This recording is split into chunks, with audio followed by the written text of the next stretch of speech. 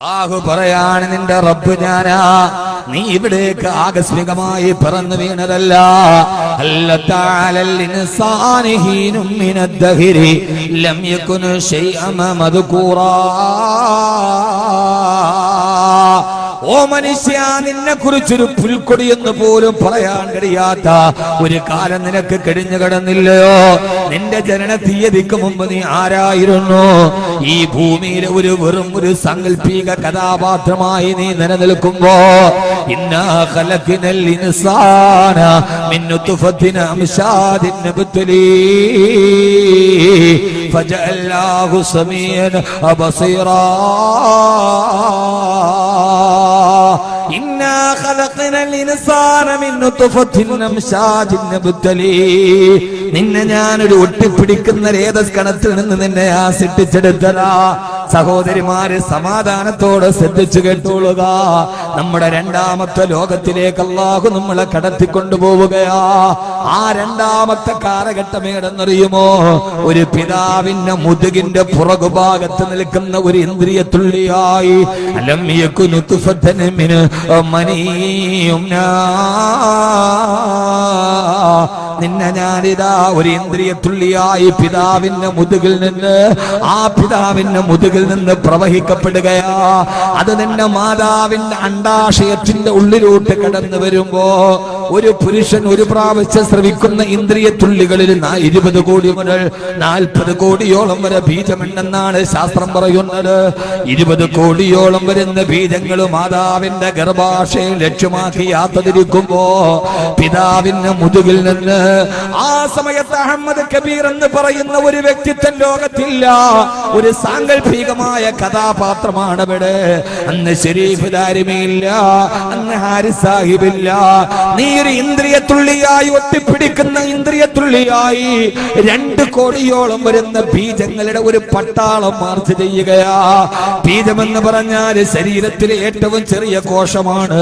ഒരു മൊട്ടുസൂചിയുടെ അഗ്രത്തിന്റെ വലിപ്പം പോലുമില്ലാത്ത 20 കോടിയോളം വരുന്ന ബീജങ്ങൾ നിന്റെ ഉമ്മാന്റെ ഗർഭാശയത്തിന്റെ വായ്മുഖത്തെത്തുമ്പോ, 20 കോടി ബീജത്തിൽ നിന്ന് 19,99,99,999 ബീജങ്ങളെയും മാറ്റി നിർത്തി അതിൽ നിന്ന് ഒരെണ്ണത്തെ മാത്രം തെരഞ്ഞെടുത്ത് അത് നിന്റെ ഉമ്മാന്റെ ഗർഭാശയത്തിലോട്ട് കടത്തിവിട്ട് അത് പിന്നെ കോശമായി വിഭജിച്ച് ആ ഗർഭാശയത്തിന്റെ ഉള്ളിൽ നിന്നെ ഞാൻ വളർത്താൻ തുടങ്ങുകയാ. അത് നിന്റെ ജീവിതത്തിന്റെ രണ്ടാമത്തെ കാലഘട്ടമാ. വെറും ഒരു ഇന്ദ്രിയ തുള്ളിയായി വന്ന നീ ഒരു രക്തക്കട്ടയാകുന്നു, പിന്നെ നീ ഒരു മാംസപിണ്ഡമാകുന്നു. ثم خلقنا النطفة علقة فخلقنا العلقة مضغة فخلقنا المضغة عظاما فكسونا العظام لحما. 40 ദിവസം രക്തപിണ്ഡമായി, പിന്നെ ഉമ്മാന്റെ ഗർഭാശയത്തിൽ അടുത്ത 40 ദിവസം മാംസപിണ്ഡമായി, പിന്നെ 40 ദിവസം ആ മാംസപിണ്ഡത്തിന്റെ മുകളിലേക്ക് ഞാൻ എല്ലുകളെ കൊണ്ടുവന്ന്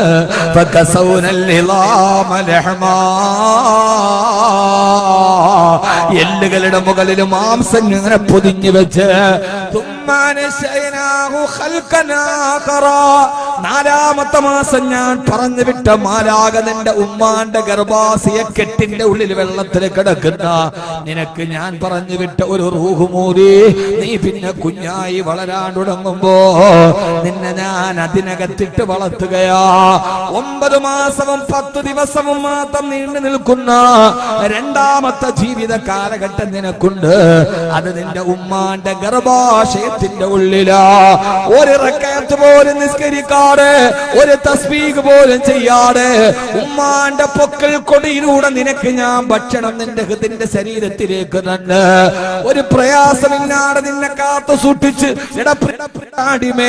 നീ എനിക്ക് വേണ്ടി ഒരു റുക്കൂ ചെയ്തിട്ടില്ല, ഒരു തസ്ബീഹ് ചെയ്തിട്ടില്ല, ഒരു നിസ്കാരം പോലും നിർവഹിച്ചിട്ടില്ല. പക്ഷേ നിന്നെ ഞാൻ സൂര്യന്റെ അൾട്രാ വയലറ്റ് രശ്മികൾ നിന്റെ ഉമ്മാടെ ഗർഭാശയത്തിൽ തട്ടിയിട്ട് നിനക്ക് ക്യാൻസർ വരാതിരിക്കാൻ 3 പാടകൾ കൊണ്ട് നിന്നെ ഞാൻ പൊതിഞ്ഞു വെച്ചിരിക്കുകയാ. ഖൽഖം മിൻ ബഅദി ഖൽഖിൻ ഫീ ദുലുമാതിൻ സലാ. മൂന്ന് പാടകളുടെ ഇടയിൽ വെച്ച് നിന്നെ പൊതിഞ്ഞു വെച്ച് 9 മാസവും 10 ദിവസവും ആ ഉമ്മാടെ ഗർഭാശയത്തിന്റെ ഉള്ളിൽ നീ ജീവിക്കുന്ന രണ്ടാമത്തെ ഘട്ടം, അത് നിന്റെ ജീവിതത്തിന്റെ രണ്ടാമത്തെ ഘട്ടമാണ് കേട്ടോ. അവിടെ ഞാനാണ് റബ്ബ്. എത്ര ഘട്ടമായി? പാറമനുഷ്യന്മാരെ, രണ്ടാമത്തെ ഘട്ടമായി. ഇപ്പൊ നമ്മൾ മെല്ലെ സൂര്യന്റെ വെളിച്ചം കണ്ടിട്ടില്ല, ഉമ്മാടെ ഗർഭാശയത്തെ ഇങ്ങനെ കയ്യും കാലും ഇളക്കിയിട്ട് ജീവിക്കുകയാണ്. അങ്ങനെ ഉമ്മ പ്രസവിക്കാൻ ലേബർ റൂമിൽ പോയി.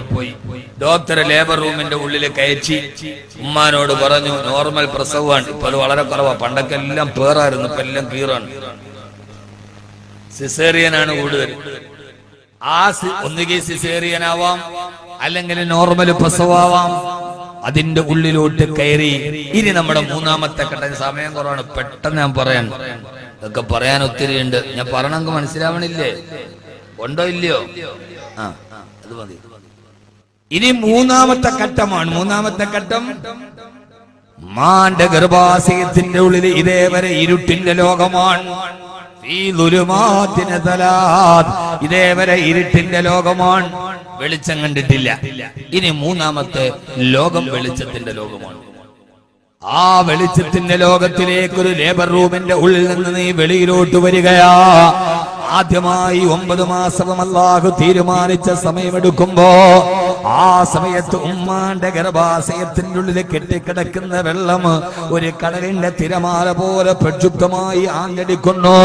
മാതാവിന്റെ ഗർഭാശയത്തിന്റെ ഉള്ളിൽ വേലിയേറ്റം നടക്കുന്നു. കടലിന്റെ തിരമാലകൾ കരയിലേക്ക് വന്ന് തലതല്ലി തിരിച്ചു പോകുന്നത് പോലെ ഗർഭാശയത്തിന്റെ ഉള്ളിലെ വെള്ളം കടന്നിട്ട് വേലിയേറ്റം നടത്തുമ്പോ ആ വേലിയേറ്റത്തിന്റെ ഇടയിൽ ഗർഭാശയത്തിൽ കിടക്കുന്ന നിന്നെ അല്ലാഹുമല്ല ഭൂമിയിലേക്ക് കൊണ്ടുവരികയാ. ആദ്യമായി സൂര്യന്റെ വെളിച്ചം കാണുമ്പോ വല്ലാതെ അപരിചിതമായൊരു ലോകത്തിന്റെ വെളിച്ചം കണ്ട് വാവിട്ട് നിലവിളിച്ച് പൊട്ടിക്കരഞ്ഞുകൊണ്ടാണ് മനുഷ്യ നിന്റെ മൂന്നാമത്തെ ലോകത്തേക്ക് നീ കടന്നു വന്നത്. ഈ ദുനിയാവിലോട്ട് കടന്നു വന്നപ്പോ പൊട്ടിക്കരഞ്ഞുകൊണ്ടാണ് വന്നത്. വലദത്തുക ഉമ്മുക യബ്ന ആദമ ബാകിയാ വന്നാസു ഹൗലക യൽഹഖൂന സുറൂറാ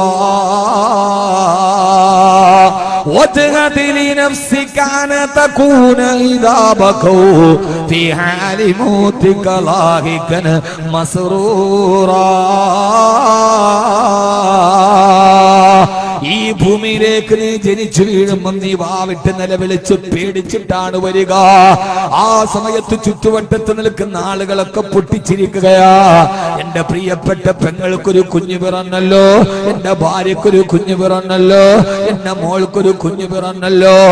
നീ ഭൂമിയുടെ വെളിച്ചം കണ്ട് വാവിട്ട് നിലവിളിക്കുമ്പോ ചുറ്റുവട്ടത്ത് നിൽക്കുന്നവര് പൊട്ടിച്ചിരിക്കുകയാണ് സന്തോഷം കൊണ്ട്.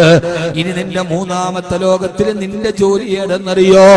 ഉമ്മാടെ ഗർഭാശയത്തിൽ നിന്ന് പൊട്ടിക്കരഞ്ഞുകൊണ്ട് വന്ന കുഞ്ഞേ, വജ്ഹദ് ലിനഫ്സിക അൻ തകൂന ഇദാ ബകൗ ഫീ ഹാലി മൗതിക ലാഹികൻ മസ്റൂറാ. ഇനി നീ മരിക്കുന്ന സമയത്ത്, ജനന സമയത്ത് പൊട്ടിച്ചിരിച്ചവര് നീ മരിക്കുന്ന സമയത്ത് പൊട്ടിക്കരയുമ്പോ ആ പൊട്ടിക്കനഞ്ഞു വാവിട്ട് നിലവിളിക്കുന്നവരുടെ ചാരത്ത് നിന്നിട്ട് പൊട്ടിച്ചിരിച്ചുകൊണ്ട് പടച്ചറപ്പിന്റെ അടുക്കലേക്ക് തിരിച്ചു പോകാൻ നിന്റെ ജീവിതത്തിൽ നീ പരിശ്രമിക്കണേ എന്ന കവിയുടെ വാക്കുകൾ കടമെടുത്ത് പറയുമ്പോ എന്റെ പ്രിയപ്പെട്ട സഹോദരങ്ങള്, മൂന്നാമത്തെ ജീവിതത്തിന്റെ സമഗ്രമായി ഖുർആൻ പറയുകയാ. മൂന്നാമത്തെ ജീവിത ഘട്ടത്തിലേക്ക് പൊട്ടിക്കരഞ്ഞിട്ടാണ് നമ്മൾ കടന്നു വന്നത്. അല്ലാഹു നമ്മളെ പൊട്ടിച്ചിരിച്ചുകൊണ്ട് തിരിച്ചു പോകാൻ തൗഫീഖ് നൽകുമാറാകട്ടെ. ആമീൻ പറ. ഇപ്പം നമ്മൾ വരുന്ന ലോകത്തിൽ പൊട്ടിക്കരഞ്ഞുകൊണ്ടാ വരിക. നമ്മൾ ജനിക്കുമ്പോൾ തന്നെ കൈ ഇങ്ങനെ ചുരുട്ടി പിടിച്ചിട്ടാണ് വെളിയിലോട്ട് വരുന്നത്.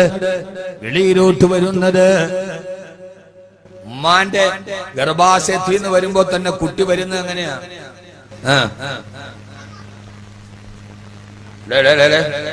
അടുത്ത് ലേലം ചെയ്ത് കൊടുക്കുള്ളൂ, ആവശ്യക്കാരുണ്ട്.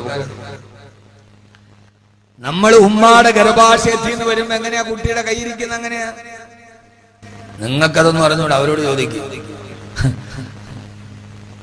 നമ്മൾ ആ സമയത്ത് 10 രൂപയുടെ കപ്പലണ്ടി മേടിച്ചിന്ന് ലേബർ റൂമിന് മുമ്പിൽ ഇങ്ങനെ നടക്കുകയല്ലേ, പാവത്തുങ്ങളല്ലേ ഇത്, വേദനയൊക്കെ സഹിച്ച് അതിന്റെ അകത്ത് ഈ പെടാപ്പാട് പെടണം. കുട്ടി വെളിയിലോട്ട് വരുമ്പോ എങ്ങനെയാ വരിക? കൈ ചുരുട്ടിപ്പിടിച്ച്, എന്നെ നോക്ക്, കൈ ചുരുട്ടിപ്പിടിച്ചിട്ടാ വരിക. സാധാരണ നമ്മള് കൈയുടെ ഉള്ളിൽ എന്തെങ്കിലും ഉണ്ടെങ്കിലല്ലേ ചുരുട്ടിപ്പിടിക്കുക. ഇപ്പൊ എന്റെ കൈ ഇങ്ങനെ ചുരുട്ടിപ്പിടിച്ചിരിക്കുക. സാധാരണ ഒരാള് കൈ ഇങ്ങനെ ചുരുട്ടിപ്പിടിക്കണമെങ്കിൽ കൈക്കുമ്പിളിനുള്ളിൽ എന്തെങ്കിലും ഉണ്ടാവണം. ഇപ്പൊ ജനിച്ചു വീണ കുട്ടി കൈ ഇങ്ങനെ ചുരുട്ടിപ്പിടിക്കാൻ അവന്റെ കൈക്കുമ്പിളിൽ എന്താ ഉള്ളത്? ഒന്നുമില്ല. ആ കൈക്കുമ്പിളിൽ അവന് കെട്ടിപ്പിടിച്ച് ചുരുട്ടിപ്പിടിച്ചു വന്നതെങ്ങനെയാ? കവിക്ക് വല്ലാത്തൊരു സംശയം ദുനിയാവിനെ കുറിച്ച് പറയുമ്പോ ഞാനിതൊന്ന് ഓർമ്മിപ്പിച്ചു തരട്ടെയോ? കവിക്ക് വല്ലാത്ത സംശയം, ഈ കുഞ്ഞെന്തിനാണ് നവജാത ശിശു ഉമ്മാന്റെ ഗർഭാശയത്തിന്റെ ഉള്ളിൽ നിന്ന് വരുമ്പോ എന്തിനാണ് നവജാത ശിശു ഇപ്പൊ ജനിച്ച കുഞ്ഞിന് കൈയിങ്ങനെ ചുരുട്ടിപ്പിടിച്ചു വരുന്നതെന്താ? കവിയതാ കുഞ്ഞിനോട് ചോദിച്ചു, പത്ര കണ്ണേ മുത്തേ കണ്ണേ തേനേ പാലേ മുട്ടി സേ ക്യാ ഹേ ആനെ വാലാ ജിന്ദഗി കീ സ്വപ്നാ ഹേ. ആ കുട്ടിയോട് കഥ പറയുകയാണ് കവി അദ്ദേഹത്തിന്റെ കാവ്യഭാവനയിൽ. നവജാത ശിശുവിനോട് ഞാൻ ചോദിച്ചു, മോനെ മുട്ടി സേ ക്യാ ഹേ, ഉമ്മാടെ ഗർഭാശയത്തിൽ നിന്ന് വരുമ്പോ എന്താണ് നീ കൈവെള്ളയിൽ ഇങ്ങനെ ചുരുട്ടിപ്പിടിച്ചു വന്നത്? ആ കുട്ടി എന്നോട് മറുപടി പറഞ്ഞു പത്രേ. കവി പറയുകയാണ്, കവി കുട്ടി മറുപടി പറയുകയില്ല, കവി അദ്ദേഹത്തിന്റെ കാവ്യഭാവനയിൽ പറയുകയാണ്. ആ കുട്ടി എന്നോട് മറുപടി പറഞ്ഞു പത്രേ, എന്റെ കൈക്കുമ്പിൽ എന്തെന്നറിയുമോ? ആനേ വാലാ ജിന്ദഗി കീ സ്വപ്നാ ഹേ. എന്റെ കൈയുടെ ഉള്ളിൽ ഞാൻ ഇനിയുള്ള ജീവിതത്തിന്റെ സ്വപ്നങ്ങളാണ് കൂട്ടിപ്പിടിച്ചു വെച്ചിരിക്കുന്നത്. എന്താണ് എന്റെ കൈക്കുമ്പിൽ എന്നറിയുമോ? എന്റെ ജീവിതത്തിന്റെ സ്വപ്നങ്ങളാണ് ഞാൻ എന്റെ കൈക്കുമ്പിളിൽ കൂട്ടിപ്പിടിച്ചു വെച്ചിരിക്കുന്നതെന്ന് നവജാത ശിശുവിനോട് മറുപടി പറഞ്ഞു പത്രേ. കൈക്കുമ്പിളിൽ സ്വപ്നവും കൂട്ടിപ്പിടിച്ചിട്ട് ഭൂമിയിലേക്ക് വന്ന മാനവ, എല്ലാ സ്വപ്നങ്ങളുടെ മുകളിലാണ് മോഹമാണ് മനുഷ്യന്, മോഹമാണ് മനുഷ്യൻ, മോഹമാണ് മനുഷ്യന്. ഈ ദുനിയാവെന്നെന്ന് ചോദിച്ചാൽ അതവന്റെ മോഹമാണ്, മോഹമാണ്. മനുഷ്യൻ ഒടുക്കത്തെ മോഹമാണ്. മനുഷ്യന് മോഹം മണ്ണിനോടാണ്, മണ്ണിന് മോഹമോ മനുഷ്യനോടാണ്. ഒരാകത്ത് നമ്മൾ പാനൂര് 10 സെന്റ് മണ്ണ് കണ്ടാൽ നമ്മൾ പറയും, അത്ര മണ്ണ് നിന്നെ ഞാൻ എന്ത് വില കൊടുത്തും സ്വന്തമാക്കുമടാ. സെന്റിന് എന്ത് വിലയാണെങ്കിലും നിന്നെ ഞാൻ സ്വന്തമാക്കുമടാ. അപ്പം മണ്ണ് നമ്മോട് മൂകമായ ഭാഷയിൽ പറയും, ഒന്നും തരാതെ നിന്നെ ഞാൻ എന്റെ സ്വന്തമാക്കുമടാ. നീ എന്റെ മാറിൽ വന്ന് മലന്ന് കിടക്കുമടാ. നിന്റെ ശരീരത്തിലേക്ക് എന്റെ മണ്ണ് നിന്റെ വായിലോട്ട് കടന്നു കയറുമടാ. സഹോദര സഹോദരി, എന്താണ് ജീവിതമെന്ന് ചോദിച്ചാൽ പൊട്ടിത്തകർന്നു പോകുന്ന മോഹങ്ങളുടെ സ്ഫടിക കൊട്ടാരമാണ് ജീവിതം. ഒരു മനുഷ്യനെ നാം കബറടക്കുമ്പോ അവനെയല്ല കബറടക്കുന്നത്, അവന്റെ മോഹങ്ങളെയാണ് കബറടക്കുന്നത്. കല്യാണം കഴിക്കാനുള്ള മോഹത്തെ, മോളെ കെട്ടിച്ച് കാണാനുള്ള മോഹത്തെ, സ്വന്തമായിട്ടൊരു വീട്ടിൽ കിടന്നുറങ്ങാനുള്ള മോഹത്തെ, എല്ലാ മോഹങ്ങളും അവസാനിപ്പിച്ച് ആരടി മണ്ണിലേക്ക് പോകുമ്പോ എന്റെ പ്രിയപ്പെട്ട സഹോദരാ, നമ്മൾ ഈ 3ാമത്തെ ലോകത്തേക്ക് വരുമ്പോ ഈ 3ാമത്തെ ലോകത്തിലാകെയുള്ളത് 60 വർഷത്തെ ആയുസ്സാണ്. 60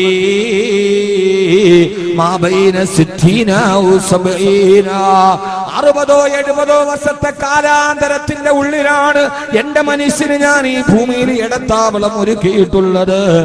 അല്ലാഹുവേ, ഈ വിനീതന്റെ പ്രഭാഷണത്തിന്റെ എഡിറ്റിംഗ് നിർവഹിക്കുന്ന സാസ്ക്രിയേഷൻ നീ ആ സഹോദരങ്ങളെ കാക്കണേ അല്ലാ, കാക്കണേ അല്ലാ.